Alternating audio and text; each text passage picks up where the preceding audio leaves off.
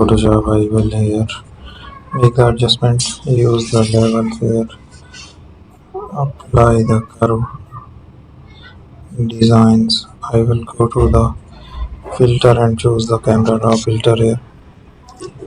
So we can increase the temperature tint as well, exposure there, shadow.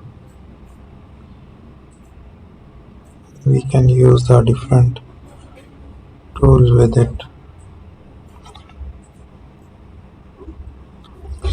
We will use the pattern stamp to cover up. Here is an option to use it. Thank you.